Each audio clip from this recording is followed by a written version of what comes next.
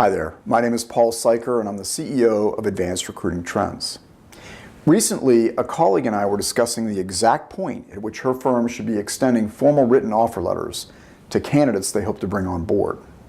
She was getting pressure from senior leadership to extend employment offers to candidates even if they weren't entirely closed on an opportunity with her firm or were still evaluating other situations.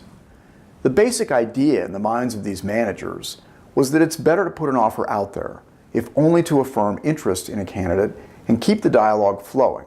The formal written offer essentially puts the ball in play. Now, call me cynical, call me old-fashioned, or maybe just call me paranoid. Actually, call me once burned, twice shy. You see, I'm a big believer that a recruiter or hiring organization should rarely, if ever, extend a written offer of employment unless all aspects of the deal are definitively settled, locked down, complete, iced, mapped out, done, over, finished. All of which can be accomplished via a well-considered verbal offer process. Essentially, we want to assure that all bases have been covered and that nothing has been left to chance. In short, before anything is put in writing, I want to know that the candidate's future is absolutely going to include a stay of some duration at my company, and that Mr. or Ms. candidate is intent on becoming part of my firm's team. And how do I come to know this?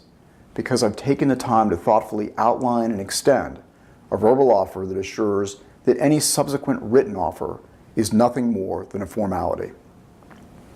A written offer is really ultimately the icing on the cake. It's something that should be produced at the point where a candidate indicates, yes, I'm entirely ready to move this process forward and hereby dedicate my life's very essence for being to the betterment of your company, in whatever position is being discussed. From my vantage point, a written offer is predicated on the following 5 criteria. 1, the candidate has indicated that he or she accepts and agrees with the 3 B's of the total compensation package, which translates to base, bonus, and benefits. 2, benefits of consequence, which I define as being vacation, health, and retirement, have been addressed and are acceptable. The candidate has also confirmed that he or she has no debt that must be paid back to their current employer.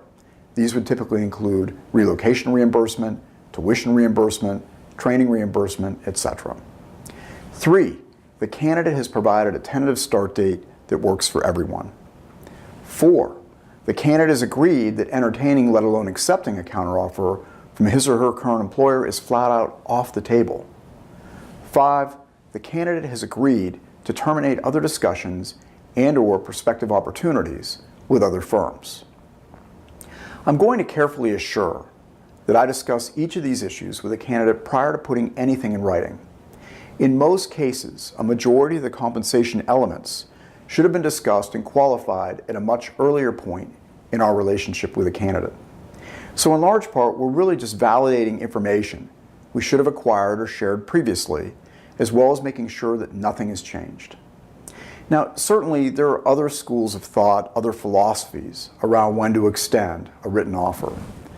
But from where I sit, an employer derives little value by extending a formal written offer to a candidate without first confirming that the offer elements are on target and that the offer will be accepted.